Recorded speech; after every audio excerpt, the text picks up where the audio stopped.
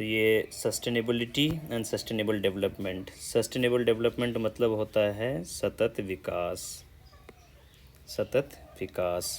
अब इसका जो डेफिनेशन है ये बहुत अच्छे से याद रखना है। Meeting the needs of the present generation without compromising the ability of future generation to meet their own needs. Present generation जो है उसके प्रेजेंट जनरेशन के नीड्स को पूरा करते हुए अगले जनरेशन के नीड्स के साथ कोई कंप्रोमाइज़ ना हो, कोई खिलवाड़ ना हो, ये सतत विकास है। अब इसमें एक साइंटिस्ट हैं, साइंटिस्ट नहीं इकोलॉजिकल इकोनॉमिस्ट हैं, हरमन डेली। अब ये हरमन डेली जो है उन्होंने सस्टेनेबल डेवलपमेंट को जो है ऑक्सीमोरॉन बताया था।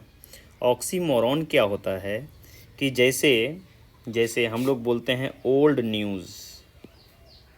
न्यूज़ हमेशा न्यूज़ मतलब क्या होता है, जो नया चीज़ कोई, और बोलते हैं कि ये ओल्ड न्यूज़ है। दो वर्ड मिला करके हम लोग जो है जो न्यूज़ है तो वो ओल्ड नहीं हो सकता, जो ओल्ड है वो न्यूज़ नहीं हो सकता। इसी को हम लोग ऑक्सीमोरॉन बोलते हैं। ये वर्ड बहुत ख़तरनाक है, ऑक्सीमोरॉन। ऑक्सीमोरॉन कहते हैं जब एक ऐसा वर्ड जो दो वर्डों से मिलके बना हो और एक वर्ड उसका अपोजिट हो और वो दोनों वर्ड एक साथ बना हो। जैसे जैसे ओल्ड न्यूज़। न्यूज़ तो भाई हमेशा नई होती है, कहते हैं ना ये न्यूज़ में है ना। हाँ, ओल्ड मतलब हो गया पुराना। अगर पुराना कोई है तो वो न्यूज़ कैसे होगा, और तब भी हम लोग बोलते हैं कि ये ओल्ड न्यूज़ है। इसी तरीके से सस्टेनेबल डेवलपमेंट, अगर सस्टेनेबल होगा तो डेवलपमेंट नहीं होगा, डेवलपमेंट होगा तो सस्टेनेबल नहीं होगा। मतलब ये जो है थोड़ा इस चीज़ को लेके नेगेटिव आदमी थे। बोलते हैं सस्टेनेबल डेवलपमेंट नाम का कोई ऐसा कॉन्सेप्ट हो ही नहीं सकता। कारण कि अगर सस्टेनेबिलिटी को देखोगे तो फिर डेवलपमेंट नहीं कर पाओगे, और डेवलपमेंट अच्छे से करोगे तो वो कभी सस्टेनेबल नहीं होगा, इन्वायरमेंट को नुकसान पहुंचेगा ही पहुंचेगा। इसीलिए हरमन डेली ने सस्टेनेबल डेवलपमेंट ये दो वर्ड को ऑक्सीमोरॉन बोला था। ऑक्सीमोरॉन का यहाँ पे देखो, oxymoron, do you know what is oxymoron, what oxymoron is. तो oxymoron is a figure of speech that combine two usually contradictory terms. Contradictory मतलब विरोधाभासी। सस्टेनेबल और डेवलपमेंट दोनों अपने आप में विरोधाभास है। विरोधाभास मतलब कि ये उल्टा लग रहा है इसके। जब अब तुम सतत चाहते हो लगातार वैसा ही बने रहे, ना पेड़ पौधे को नुकसान ना पहुँचे, झरनों को नुकसान ना पहुँचे, तो विकास क्या होगा, घंटा विकास होगा ही नहीं। और विकास अगर करोगे तो ये सब नुकसान, ये नुकसान होगा तो विकास होगा। ये एक दूसरे का अपोजिट। हम लोग जो कहते हैं कि दोनों ये दोनों एक साथ चलना चाहिए, यही इसमें बताया गया है। बोला है कि कॉन्ट्रडिक्टरी, विरोधाभास, ये दोनों टर्म हैं। इनटू अ कंप्रेस्ड पैराडॉक्स, देखो बिटर स्वीट एंड प्रेटी अगली, मतलब कह रहा है कि बिटर स्वीट, प्रेटी अगली। ये देखो बिटर, बिटर मतलब होता है बहुत तीखा, तीखा झाल। स्वीट मतलब मीठा होता है, बिटर स्वीट ये एक वर्ड बना दिया, मतलब तीखा झाल एक वर्ड बन गया। और प्रेटी अगली, प्रेटी मतलब होता है बहुत ही सुंदर, अगली मतलब होता है बहुत ही गंदा। हाँ भद्दा। तो ऐसे भी वर्ड्स हैं, इसी को ऑक्सीमोरॉन, ऑक्सीमोरॉन इसी को बोलते हैं। ठीक है जी। The definition of development is not precise enough to make it more in favor of nature conservation than on building roads, factories, infrastructure. The Oxford Dictionary meaning of development is a stage or advancement. Development मतलब यहाँ बताया है, development मतलब कि एक development मतलब एक stage होता है, एक कोई पड़ाव होता है या advancement होता है। जैसे कल हमसे एक वकील ने पूछा कि सक्सेस, अभी ज़िंदगी में कोई सफलता नहीं मिली है, तो अब सफलता की डेफिनेशन क्या है कि जो वो चीज़ जो तुमको बढ़ते रहने के लिए, अगर कोई आदमी, एक सफलता की कोई चीज़ नहीं होती है। जो एक बच्चा जब स्कूल गया होता है उसको ए से लेकर के जेड तक याद हो जाता है तो वो उसके लिए सफलता है। जब कोई एक क्लास 10th में जो बच्चा जो है 99.9% लाता है वो उसके लिए सफलता है। 12th में जो है साइंस लेके कोई बच्चा टॉप कर जाए वो उसके लिए सफलता है। 12th के बाद जो है कोई नीट में सिर्फ नीट निकाल ले ना तो वो उसके लिए सफलता है। लेकिन जब नीट निकाल के कॉलेज में जाता है ना तब जाकर के प्रेशर इतना पड़ता है बच्चा सुसाइड कर लेता है। जो बच्चा कुछ दिन पहले नीट के रिज़ल्ट के लिए धूमधाम से लाखों रुपए उसका फादर उड़ाया था वो बच्चा बाहर अंदर जाकर के लगता है कि ज़िंदगी में कुछ नहीं है, ज़िंदगी में गम है गम है। तो सफलता कोई का एक कोई पड़ा वो नहीं होती, एक स्टेज है, मतलब एक पड़ाव होता है ज़िंदगी में सफलता निराशा ये सब कुछ नहीं, एक स्टेज है, एक एडवांसमेंट है। जैसे एक स्टेप से बचपन में हटवा देते थे, चलना सीखे दौड़ना सीखे, ये एक एक स्टेज, ये सब डेवलपमेंट के स्टेजेस होते हैं। स्टेजेस मतलब कि पड़ाव ना, कहते हैं ना हम जिंदगी के उस मोड़ में हैं, तो ये सब मोड़ है सिर्फ। हाँ समझे, तो ये डेवलपमेंट मतलब एडवांसमेंट। जैसे इंडिया डेवलप है कि नहीं है तो वो डिपेंड करता है कि हम किस कंट्री के हिसाब से उसको देखते हैं जी। है तो इंडिया डेवलप है। अब अगर हम अफ्रीकन कंट्रीज़ को देख लें तो इंडिया बहुत डेवलप है, वहीं अमेरिका को देखें तो इंडिया बहुत अंडर डेवलप है, डेवलप नहीं। तो ये एडवांसमेंट है। हमको आज जो है वो कल उसके आगे बढ़ना है, कल जितना बढ़ेंगे उसके आगे बढ़ना है। जहाँ पे जजेस की एंट्री लेवल होती है वहाँ पे जो है, जहाँ पे तुम्हारा एकदम बेसिक होता है, कुछ महीने बाद जो है लगता है कि डिस्ट्रिक्ट जज होते तो ज़्यादा अच्छा। और यही ये पोस्ट लेने में ही जो है आदमी को लगता है सक्सेस पा गया। फिर उसके ऊपर हाई कोर्ट जज बन जाओगे तो तुमको लगेगा कि नहीं सुप्रीम कोर्ट के बनते तो अच्छा होते। सुप्रीम कोर्ट का जज बनता है कि दलवीर भंडारी बन जाते तो ज़्यादा अच्छा होता, जो इंटरनेशनल कोर्ट ऑफ जस्टिस में है। कुछ सक्सेस नहीं, कुछ फेलियर नहीं, ये सब स्टेजेस हैं, स्टेजेस हैं। जी। जिस भी स्टेज में हो बस खुश रहो, इंजॉय करो, enjoy the process rather craving for the success. On the other hand sustainability, अब देखो डेवलपमेंट कह रहा है कि एक स्टेज होता है, एक एडवांसमेंट होती है। सस्टेनेबिलिटी क्या बोलता है कि हम जैसे हैं वैसे ही रहेंगे, न गंदा करेंगे न अच्छा करेंगे। अरे भाई यहाँ डेवलपमेंट को कह रहे हो कि एडवांसमेंट होना चाहिए, कुछ आगे बढ़ना चाहिए, वो अच्छे में कि बुरे में वो आगे बढ़ना चाहिए। और सस्टेनेबिलिटी को ये दिखाता है कि जहाँ है रुके हुए स्थिरता को दिखाता है। तो है कि नहीं इसमें कॉन्ट्रडिक्शन, विरोधाभास है कि नहीं? जी है। हाँ तो बस यही दिक्कत है ठीक है, ये इसीलिए जो है हरमन डिले ने कहा कि ये ऑक्सीमोरॉन वर्ड है सस्टेनेबल डेवलपमेंट, कि मतलब एक दूसरे को जो है ये अपोजिट है। कैसे रह सकता है? अगर हम ये कहें सुनो, रात में सुनो तुमको हम पढ़ाएंगे रात के 12 बजे सूरज की रोशनी में, तो बस ऐसी ही चीज़ों को ऑक्सीमोरॉन बोलते हैं। सूरज की रोशनी में रात को 12 बजे अभी को पढ़ाएंगे, अब अभी भी इंतज़ार करें, 7 जन्म के समय भी नहीं आएगा। तो ये ऐसे को ऑक्सीमोरॉन, और यही बोला है कि सस्टेनेबल डेवलपमेंट। अरे भाई क्या कहना चाह रहे हो कि रुकी हुई विकास? तो विकास होगा तो रुका नहीं रहेगा, गंदा होगा। तो ये चीज़ें हैं। लेकिन फिर भी ये कितनों भी इसको क्रिटिसाइज़ कर दें, सस्टेनेबल डेवलपमेंट किया जा सकता है। कैसे? कि उतना हमको नहीं करना है गंदा, उतना जितना फिर से भरपाई हो जाए। हम 1000 पेड़ काटेंगे लेकिन उसकी जगह 1500 लगाएंगे। तो मैंने काटा भी और लगाया भी, वो चीज़ को ये हरमन डेले ने कंसिडर नहीं किया, बेवकूफ़ आदमी था। देखो तो अब जो है सस्टेनेबिलिटी कहाँ से आया है? एक लैटिन वर्ड से आया है, सस्टिनेयर, और टेनियर मतलब होता है टू होल्ड, सस मतलब अप। इसका मतलब कि सपोर्ट, इंड्योर भी इसका मतलब होता है मेंटेन, जैसा है वैसे ही मेंटेन रखना, सस्टेनेबल मेंटेन। ठीक है, हम लोग प्राइवेट जॉब में नहीं जाते हैं, कारण उसमें सस्टेनेबिलिटी नहीं है। मतलब कि आज अगर तुम्हें मिल रहा है 10,000 रुपये महीने, तो ये आने वाले समय में तुम्हें 10 साल बाद भी तुमको वही नौकरी में रखे और तुम्हारा जो है प्रमोशन होते रहे, कोई ज़रूरी नहीं है। तो ये सस्टेनेबिलिटी मेंटेन नहीं रहता है। गवर्नमेंट जॉब में क्या एक बार लिया तो अब जो है आ गए हो, वो बढ़ते जाएगा। मेरा अभी एक दोस्त है, बहुत क्लोज फ्रेंड है, यही कटिहार डिवीज़न में रेलवे में हो गया, टीसी टिकट चेक जो करता है, टीटी जिसे हम लोग बोलते हैं, ठीक है, मौज में है, पार्टी देता है। हम तो अपने एग्ज़ाम में उलझे हैं, कितनी बार बुलाया कटिहार, अभी यहाँ पे लामडिंग ना, इधर आसाम साइड में, वहाँ पे जाके ट्रेनिंग किया, 40-45 हज़ार रुपये महीने उड़ाया, पूरा परिवार जो है, पूरा इंडिया जो है पास पे घूमे, कोई दिक्कत नहीं। तो सस्टेनेबल ऐसी नौकरी भी चाहिए जो सस्टेनेबल हो, मतलब ये डर ना हो कि आज हमको मिल रहा है कल नहीं। तो ऐसे जो मेंटेन वाली चीज़ें होती है सस्टेनेबल बोलते हैं।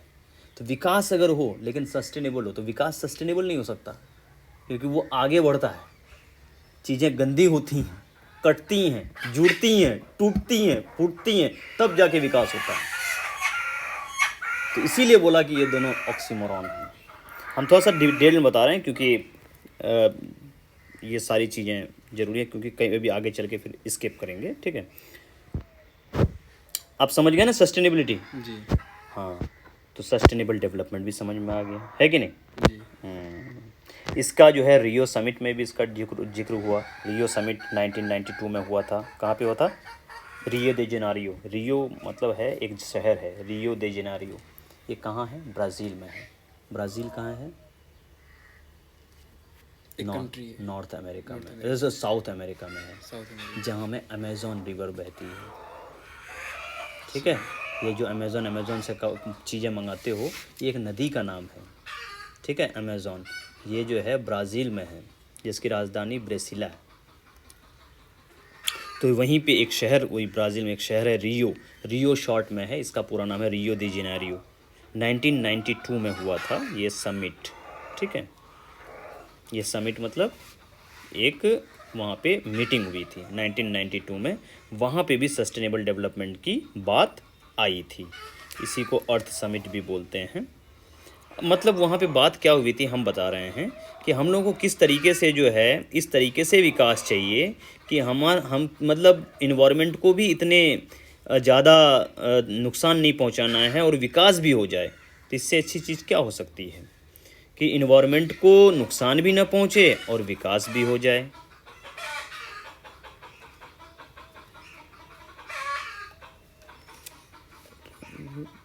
भी करते रंग, अरे ये तो बोलना दो ना, वो हो जाएगा, ठीक है। ये देखो स्टेज और डेवलपमेंट।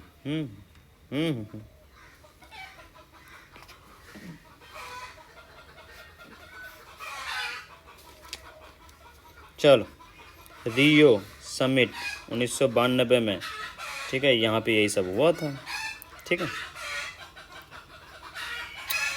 अब देखो सस्टेनेबल डेवलपमेंट में ये बहुत इम्पोर्टेंट चीज़ है। इम्पोर्टेंट क्यों है? सस्टेनेबल डेवलपमेंट देखो बीच में है जी।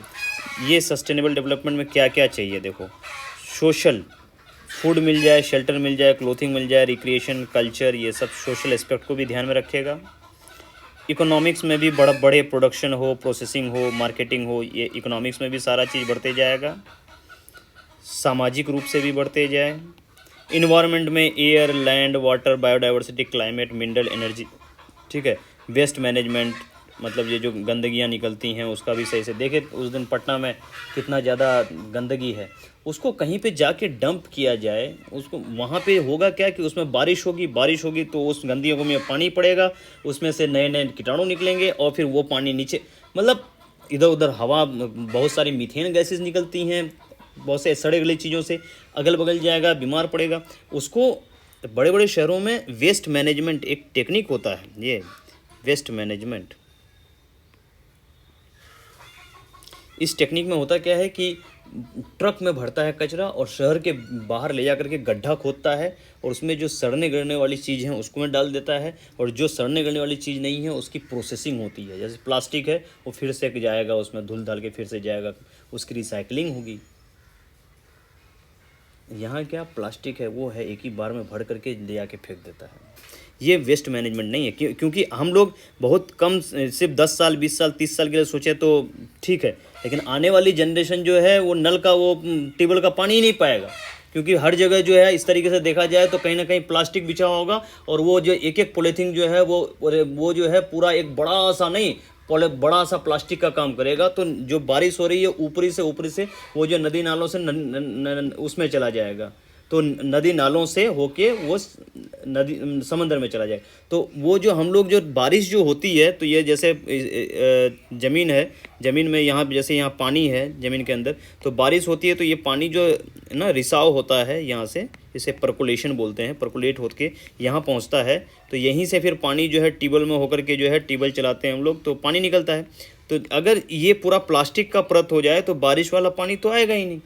तो ये वेस्ट मैनेजमेंट, मतलब अगर 100 साल 200 साल का सोचो तो बहुत दिक्कत है, बहुत ज़्यादा दिक्कत। तो सस्टेनेबल डेवलपमेंट क्या कह रहा है कि इन तीनों का एक साथ में ध्यान रख करके जो इतना सा पार्ट देखो, इसका ये पूरा ये सर्किल है, उसका ये वाला पार्ट, ये वाला सर्किल है, उसका ये वाला पार्ट,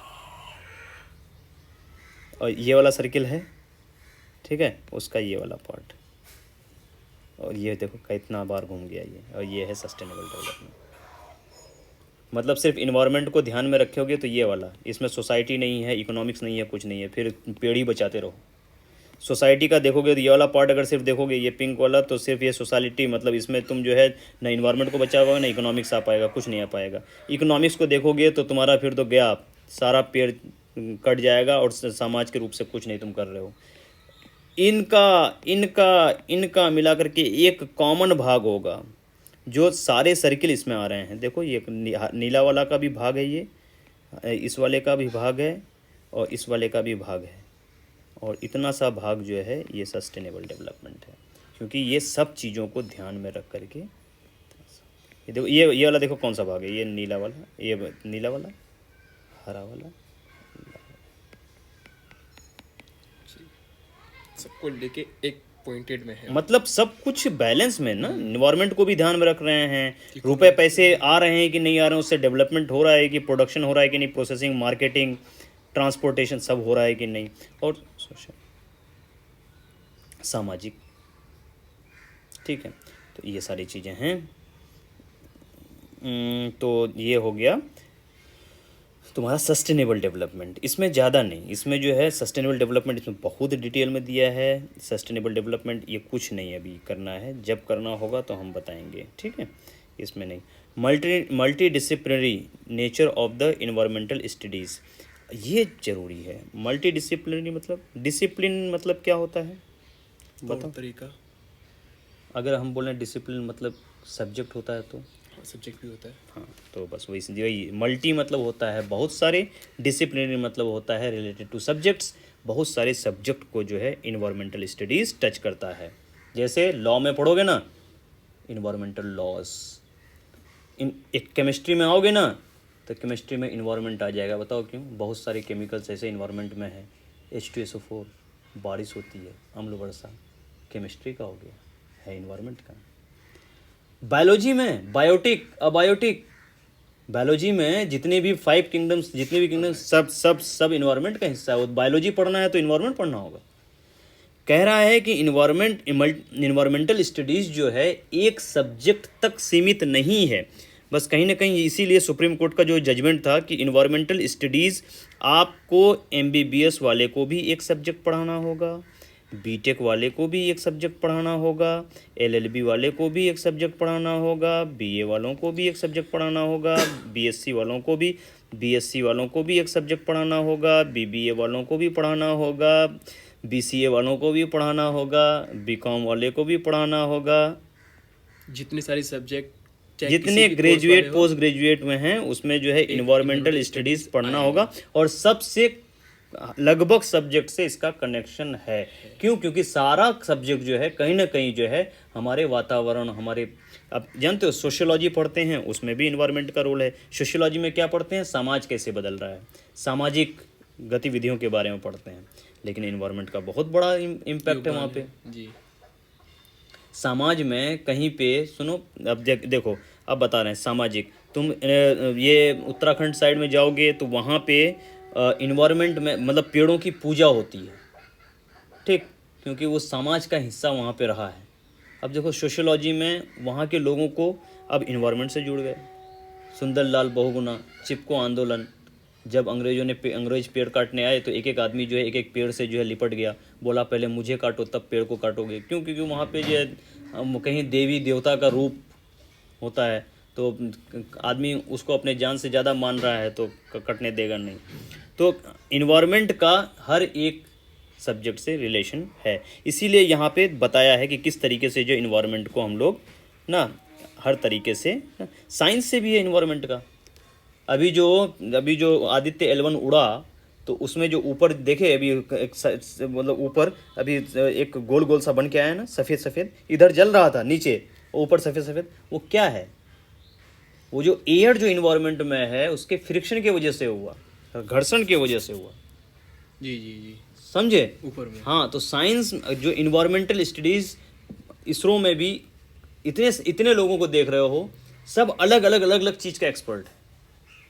कोई इन्वायरमेंट और स्पेस को कनेक्ट कर रहा है, कोई वो जो चंद्रयान में जो रोवर और लैंडर है उसमें कैमरे लगे हुए हैं, कैमरा का जो डिज़ाइनर है वो स्पेस को भी पढ़ा है और कैमरे की डिज़ाइनिंग भी पढ़ी है।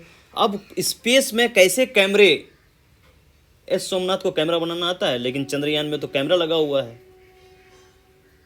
वो स्पेस इंजीनियर है। अरेंज सब वही सभी मतलब, तो ये इन्वायरमेंट कोई मल्टी डिसिप्लिनरी इसे ही बोलते हैं। एक इसरो है जहाँ पे जो है कम से कम जो है मतलब जितने साइंटिस्ट हैं सब अपने अपने फील्ड में जो है एक्सपर्ट्स हैं। ये जो अभी जो उड़ा जो फ्यूल, वो फ्यूल कितना होना चाहिए, कैसा होना चाहिए, उसके लिए अलग साइंटिस्ट है। ऊपर जो चंद्रयान लगा हुआ है उसमें जो अलग अलग जो पेलोड्स हैं उनके लिए अलग साइंटिस्ट हैं। समझे? तो ये सारी चीज़ें हैं, ठीक। अब कल जो है हम यहाँ से इम्पोर्टेंट ऑफ इन्वायरमेंटल स्टडीज़ और क्या है, इन्वायरमेंटल स्टडीज़ पढ़ने से क्या फ़ायदे हैं, समरी। अच्छा, ये तो ख़त्म ही हो गया, इकोसिस्टम आ गया। ये इम्पॉर्टेंट है, इम्पॉर्टेंट क्या मतलब इम्पोर्टेंस, इन्वायरमेंटल स्टडीज़ हम लोग क्यों पढ़ते हैं इसका यहाँ पे इम्पोर्टेंस दिया है। जैसे environmental issues are international importance, मतलब आज जो है इंटरनेशनल, ये कौन सा अभी जो है कौन सा एक शहर है जो जिनकी राजधानी डूब रही थी तो वो अपने शहर को ही, राजधानी को ही शिफ्ट करना पड़ा। अब ये शिफ्ट करना पड़ रहा है क्यों? क्योंकि वो जो है समंदर के किनारे है और ग्लेशियर्स पिघल रही हैं और अब डूब जाएगा तो उसे डूब जाएगा, सारा लेके डूब जाए, उससे अच्छा है कि भैया पहले देख लेते हैं कहीं पे। तो अब ये इन्वायरमेंट को पढ़ना इसलिए ज़रूरी है क्योंकि हम जो काम कर रहे हैं ना उसके लिए दूसरा आदमी भुगत रहा है। तो ये एक इंटरनेशनल इम्पोर्टेंस का मामला है, ये एक अंतर्राष्ट्रीय महत्वपूर्ण बिंदु, ठीक है। तो कौन ऐसा देश है जो ऐसा कर रहा है, हम बताते हैं। वो है इंडोनेशिया। इंडोनेशिया की राजधानी थी जकार्ता, ठीक है। जकार्ता अब जो है डूबने के कगार पे है, ठीक है। ये सारी चीज़ें, अच्छा इंडोनेशिया जिम्मेदार नहीं है वो जो डूब रहा है, जिम्मेदार है जो डेवलप्ड कंट्रीज़ हैं, जापान हो गया, अमेरिका हो गया, फ्रांस हो गया, यूके, हाँ। और भुगत रहा है कौन? इंडोनेशिया।